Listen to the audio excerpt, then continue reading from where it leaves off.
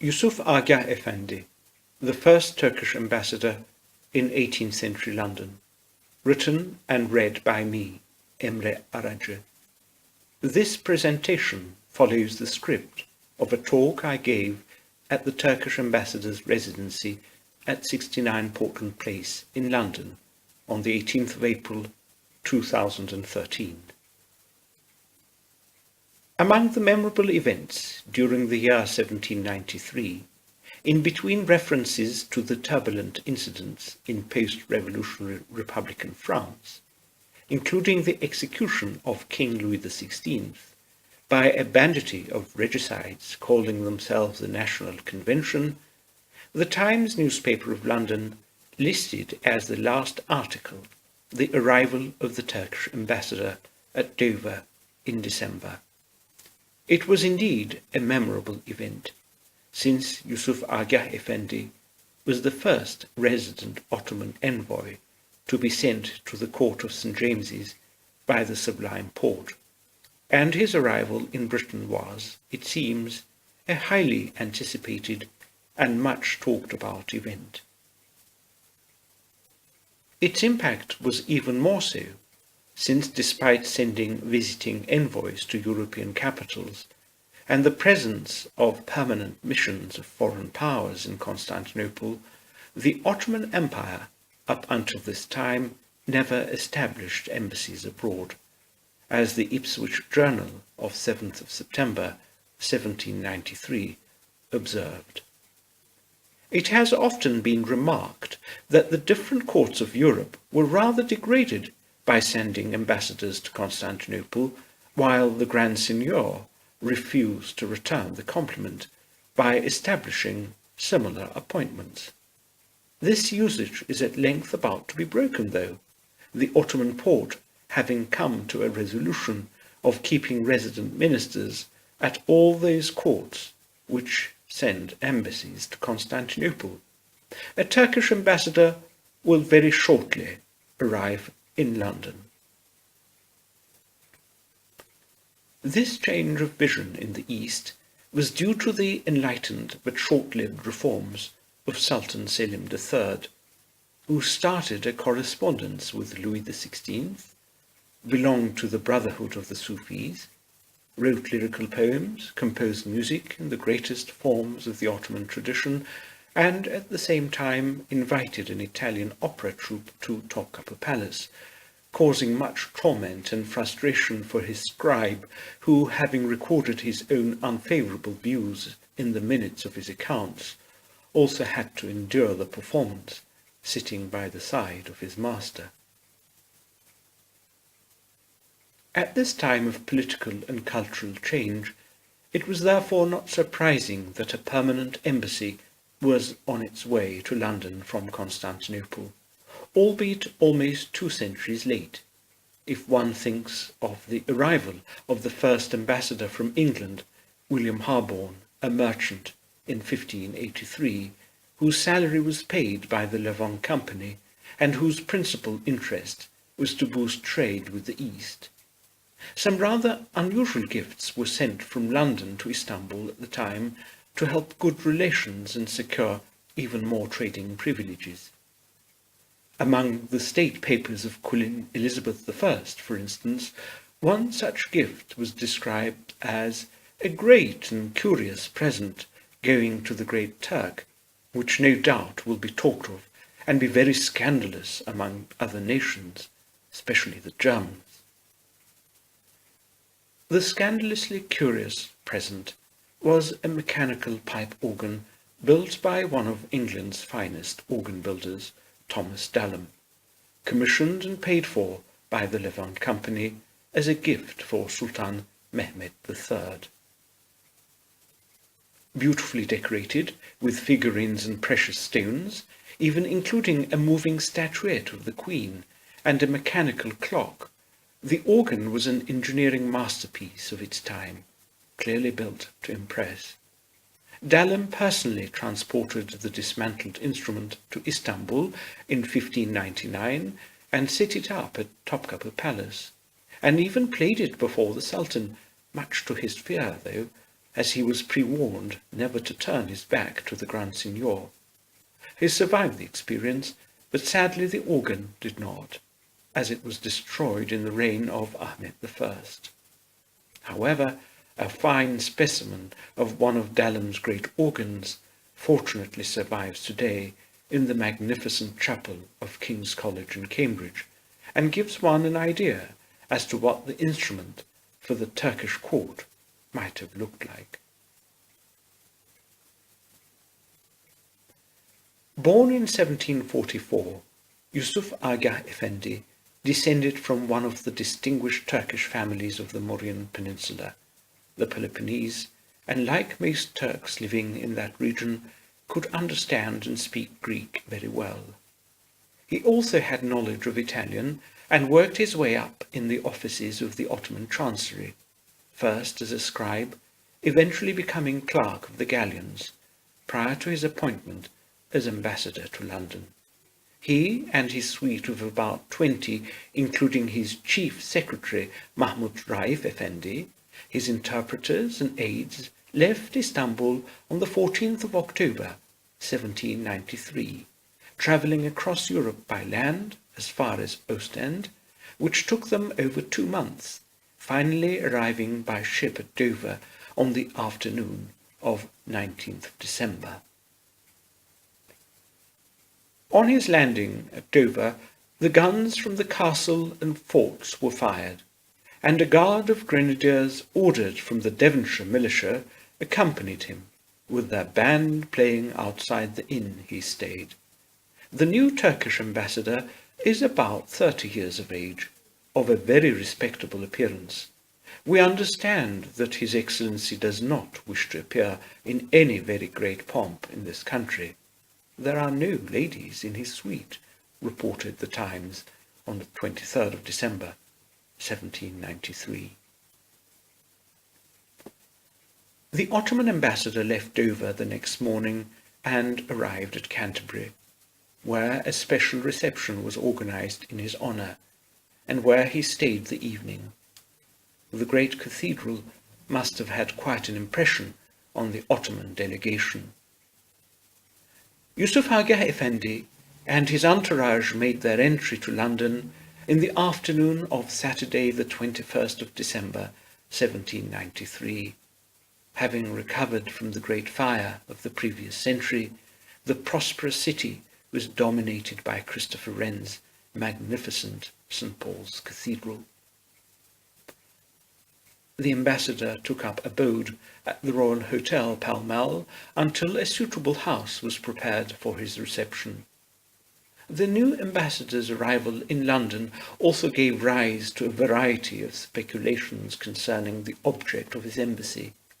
Some believed this to be linked with negotiating a general peace during the French Revolutionary Wars, but the true cause of his mission was understood to be linked with the wish of the Ottoman Porte to be better informed of European politics.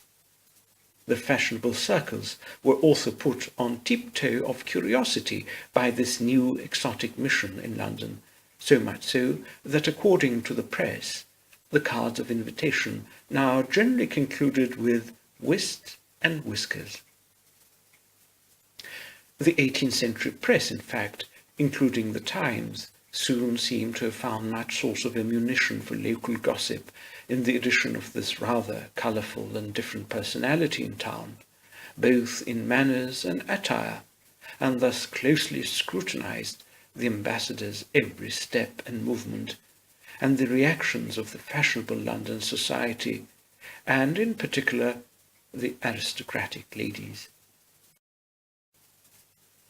Yusuf Efendi, the Turkish ambassador, will probably revive the almost exploded custom of smoking. He offers his pipe to all who favour him with a visit, commented the Times. Several of the first female fashionables have taken a morning puff, merely for the whim of the thing. Mrs. Bristow, to whom the hookah is no novelty, has already taken a whiff with His Excellency. Most of the ambassador's suite are wealthy bachelors, and it is rather laughable to hear the whimsical inquiries of our beautiful belles as to their respective qualifications, whether they're pashas of 1, 2, or 3 tails. Several pleasant whispers have been circulated respecting the newly arrived Ottoman being already on the best terms at several houses of distinction. Some of our fair sultanas, making no secret of the business, affect to display, with a careless indifference, the very identical handkerchief. Sherbet is introduced at every card party as the favourite beverage of His Highness, and on 12th day, so great is the rage for catching his manners living as they rise, that imperial Tokay is expected to give place to Sublime Porte, and the very cake itself metamorphosed into a Turk's cap. The ambassador's daily habits, and even his dietary arrangements, were also the focus of much speculation and curiosity. Everyone in London wondered about the details of daily life and the goings-on at the Royal Hotel. He has been very irregular in the time of his meals. His hour of rising is likewise very uncertain, sometimes much earlier than at others. His breakfast is sometimes coffee, but more frequently punch and cheese, the latter of which he is very fond of. His dinners, in general, consist of very plain food, and seldom, if ever, will he dine without soup. Immediately on the removal of the dinner utensils, he sits down upon the carpet, cross-legged, in the manner of a tailor, when a basin full of water is placed before him for the purpose of washing his hands and mouth, a custom he most regularly attends to, after which he rises and places himself upon the sofa, when his legs resume the same posture in which they were when sitting on the floor.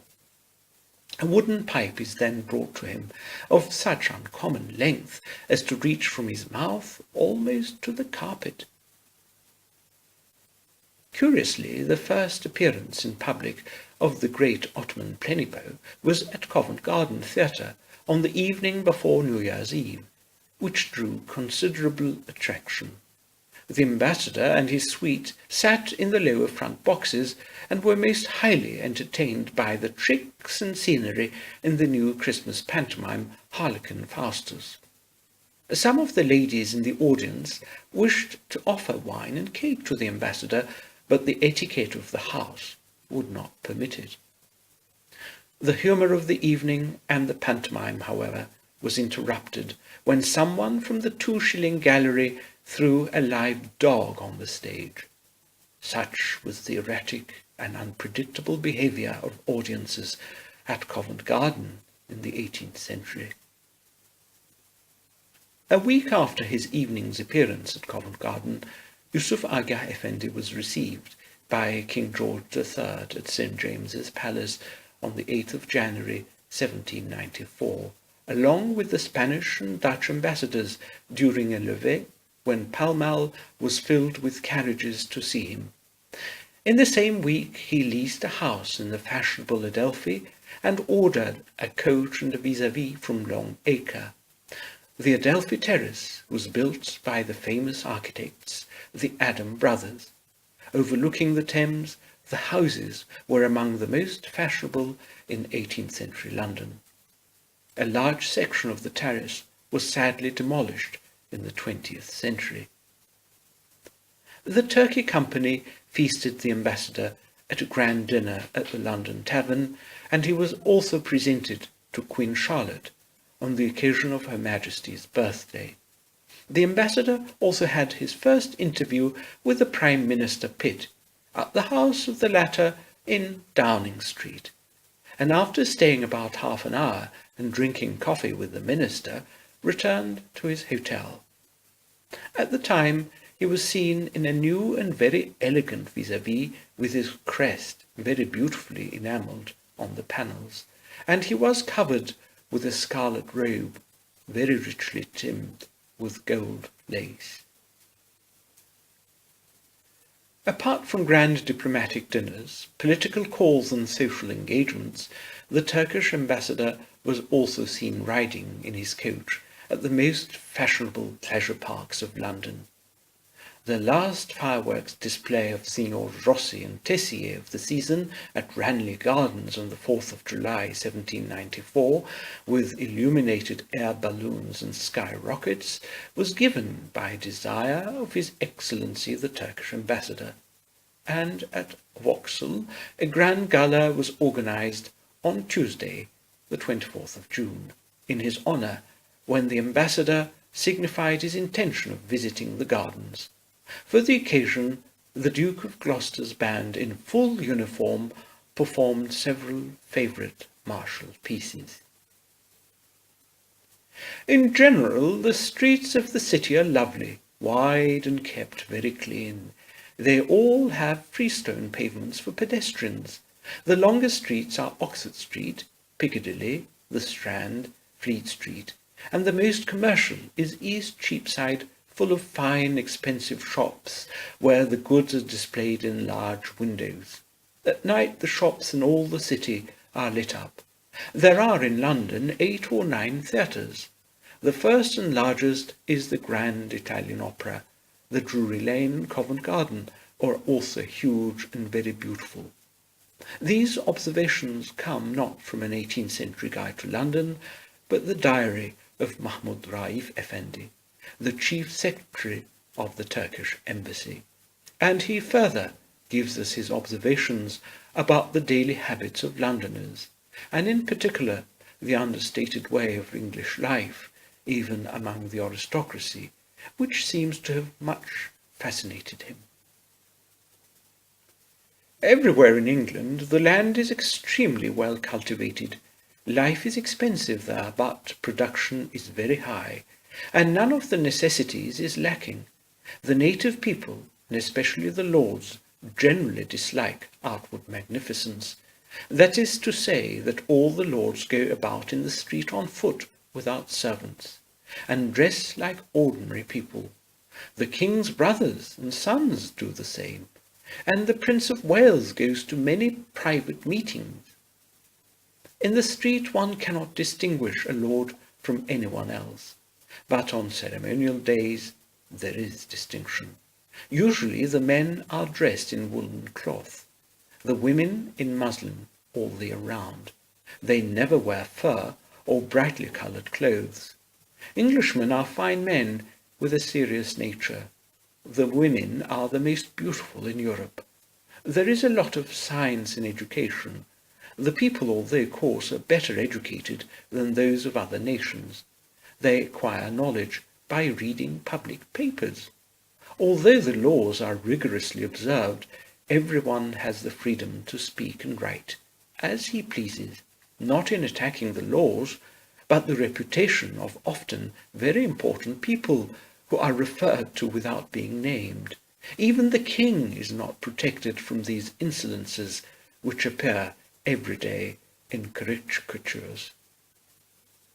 As quoted in Mehmet Alaaddin Yalçınkaya's Mahmud Raif Effendi as the chief secretary of Yusuf Agâh Efendi. Cartoons of Yusuf Agâh Efendi might have circulated also. There is in fact a famous one of another Ottoman ambassador, Kostaki Musurus Bey or Musurus Pasha, one of the longest-serving envoys of the Porte in London of Greek origin, which appeared in the famous Vanity Fair series by Carlo Pellegrini, with the caption, "The most interesting of all the diplomatic corps in London." When Queen Victoria and Prince Albert attended a ball at the Turkish embassy at Bryanston Square on the 27th of May 1856 to celebrate the peace at the end of the Crimean War, the ball commenced, as reported in the Times, by a quadrille in which Her Majesty danced with His Excellency Monsieur Musurus, the Prince Consort taking the hand of Madame Musurus.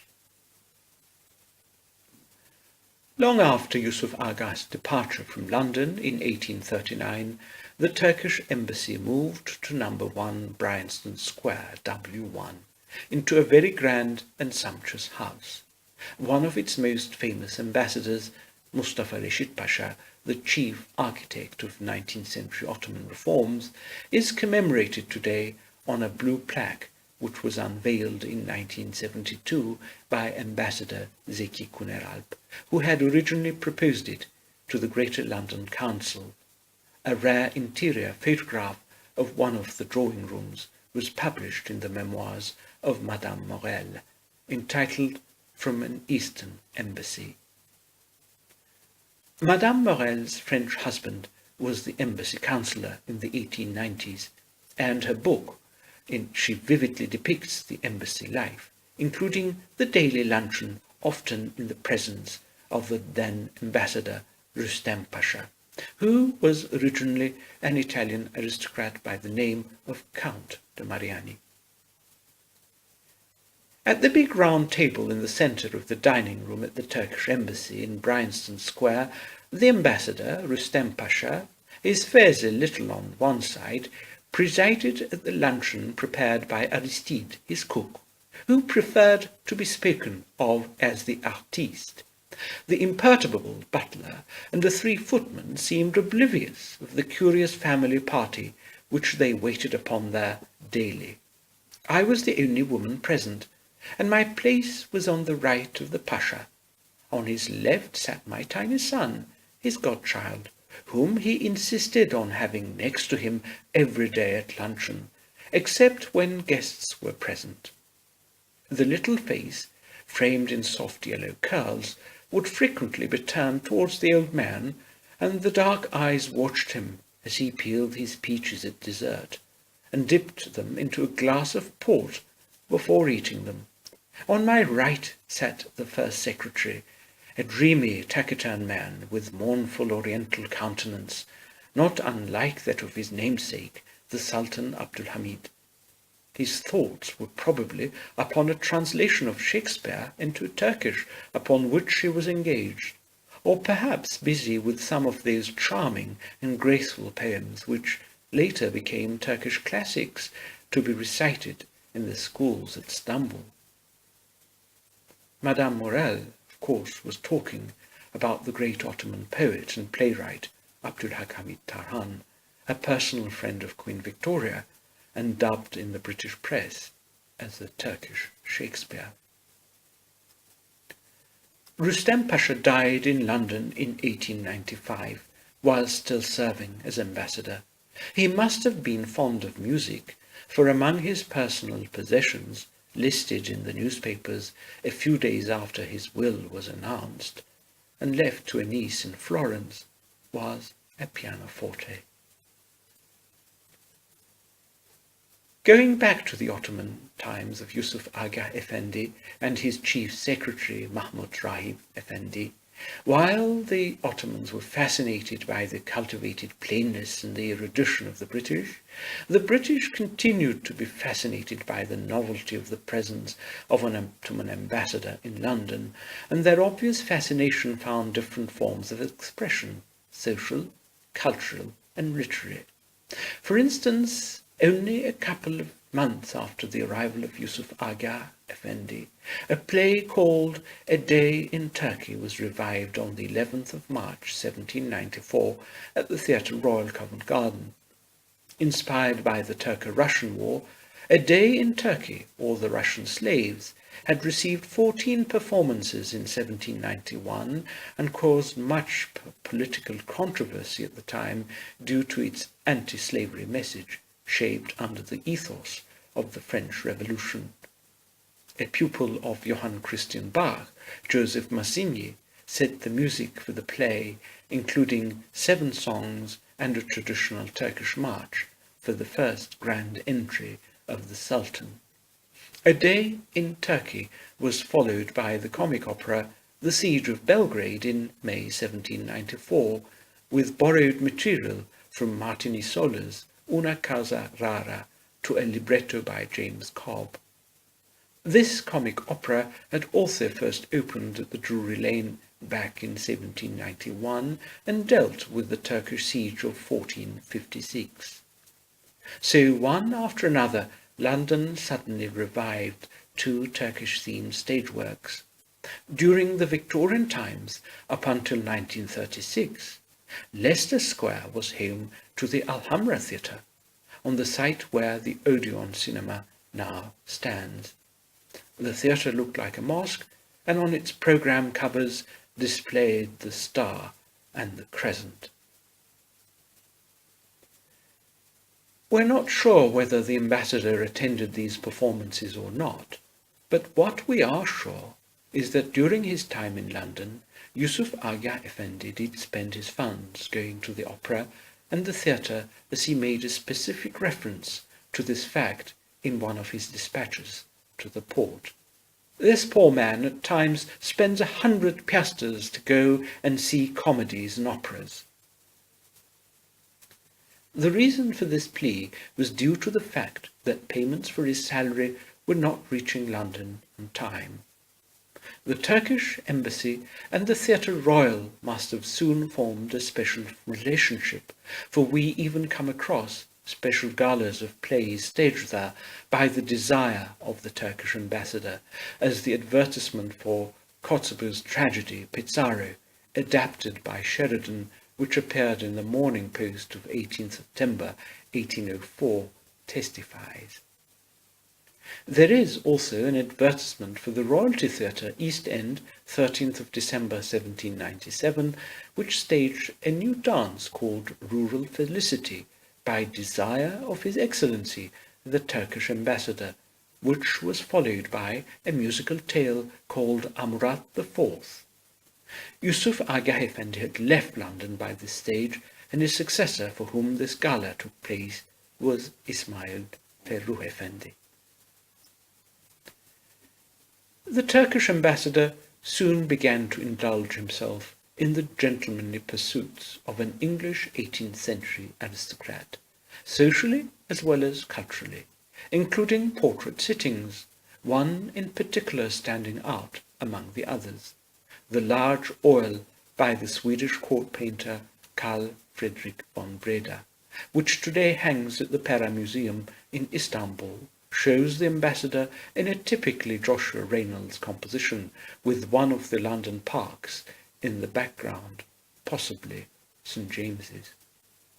The ambassador's portraits also soon started appearing in magazines, as advertised in the Ladies' Magazine for February 1794, priced only sixpence, embellished with an elegant whole-length portrait of His Excellency Yusuf Agâh Efendi, ambassador from Turkey, engraved by an eminent artist, 2, a view of Stonehenge in Wiltshire, 3, a new pattern for working an apron or handkerchief, and 4, a song in the occasional oratorio music by Mr. Handel.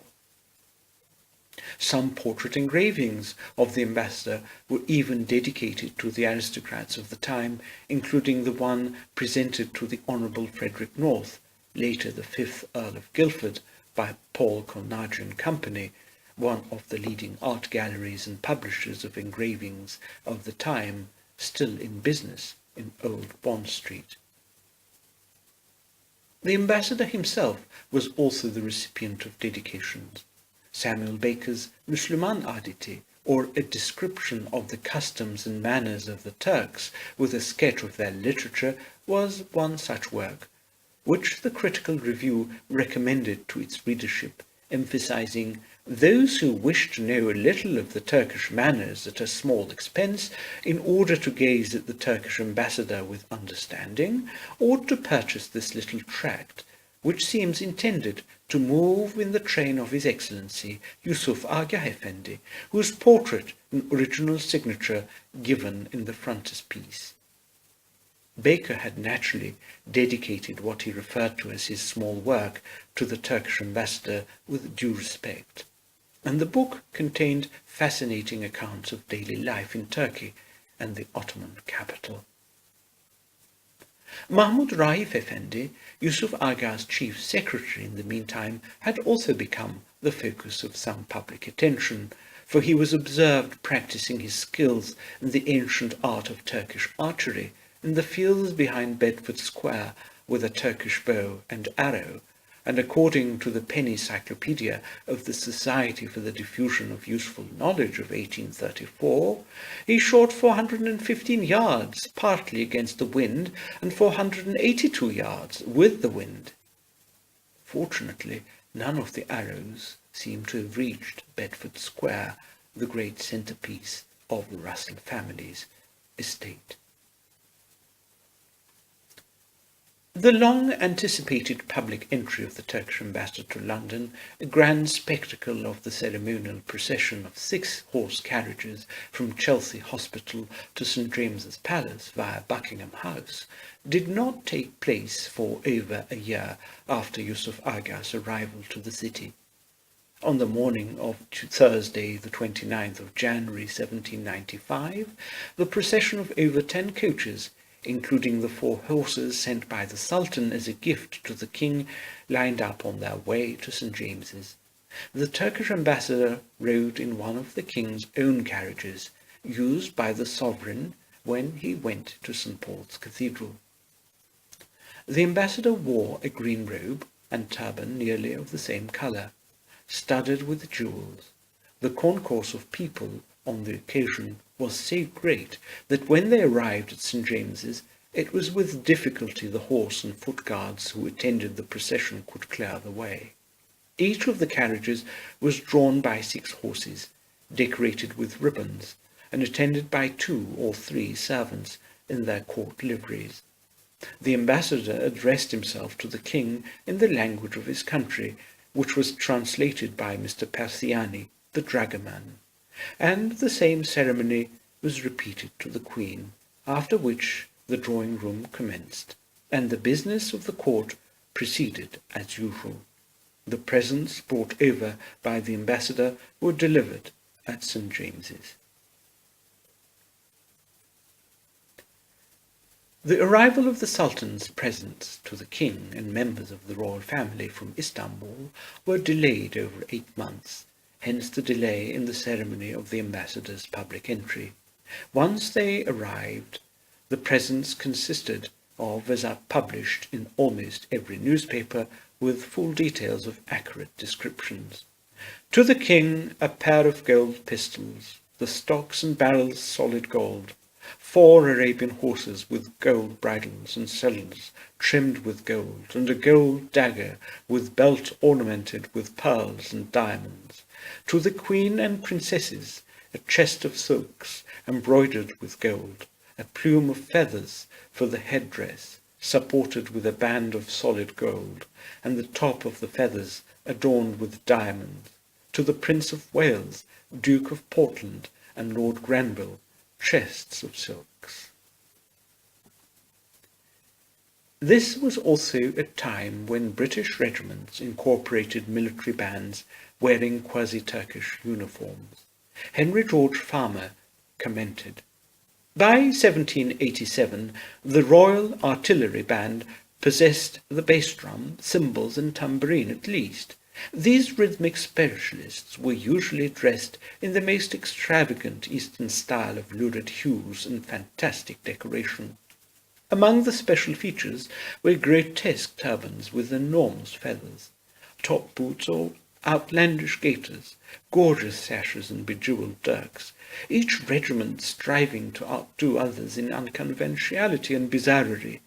The effect on the general public was astounding. For the handful of onlookers which had hitherto been attracted by the marching army band, crowds now thronged to see the latest craze." The zest for Turkomania in London at the time is also evident in several musical compositions associated with Yusuf Agâh Efendi. Entitled The Turkish Ambassador's Grand March for the Harpsichord or the Pianoforte by W.P.R. Cope, and dated according to the records in the Stationers' Hall, 3rd of November 1794, this self-published ceremonial composition appeared just in time for the Turkish ambassador's public entry to London, which was originally fixed for the 27th of November, before being postponed to the following January. Cope was organist at St Saviour's Church in Southwark, and he also ran a music shop selling scores and instruments at 22 Mount Street, near the Asylum, Westminster Road. Apart from the ambassadorial march, the British Library also holds several other ephemeral pieces by him, including a march for the Duke of Gloucester, a piano sonata, and a march composed in honour of his parish church of St Saviour's. Musically, with its dotted quaver, semiquaver rhythms, Cope's Grand March follows the characteristic styles of the period, yet it has no alla turca twists or janissary overtones. His wasn't the only march dedicated to Yusuf Agâh Efendi either, as Karl Cambra, a composer of German origin resident in London at the time, was also inspired to write a ceremonial march for the Turkish ambassador and included it in a set of 3 new marches for the pianoforte or harpsichord: the Prince of Wales's, the Prince Ernest's, and the Turkish ambassador's. W.P.R. Cope's The Turkish Ambassador's Grand March was arranged for string orchestra by me and recorded by Ateş Orga with musicians of the London Academy of Ottoman Court Music in 2000. Over 2 centuries on, Cope's march is a musical memento of the ambassadorial carriage procession of Yusuf Agâh Efendi through the streets of London, a sight which has remained unchanged to this day in the diplomatic protocol of this royal and ancient city.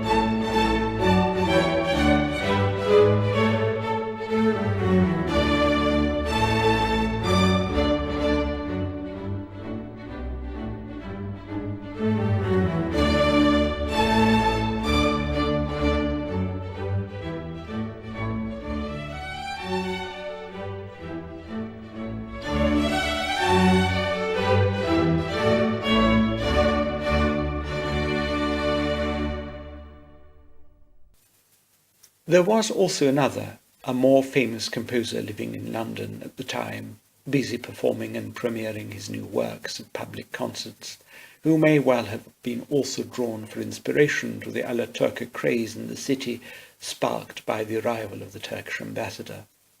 Dr. Haydn, as he was known in musical circles, was then giving regular concerts for Johann Peter Solomon at the Hanover Square Rooms in the heart of London. On the evening of 31st of March 1794, on the composer's 62nd birthday, a new grand overture in manuscript was premiered. Yet, to be published, this was Haydn's Symphony No. 100 in G major, one of the so-called London symphonies, also to acquire this nickname, the Military Symphony, due to his use of the Turkish Janissary percussion instruments in its second movement. Intentional or subconscious, there might well have been a connection with Haydn composing a new Turkish symphony in London merely a few months after the arrival of Yusuf Agâh Efendi.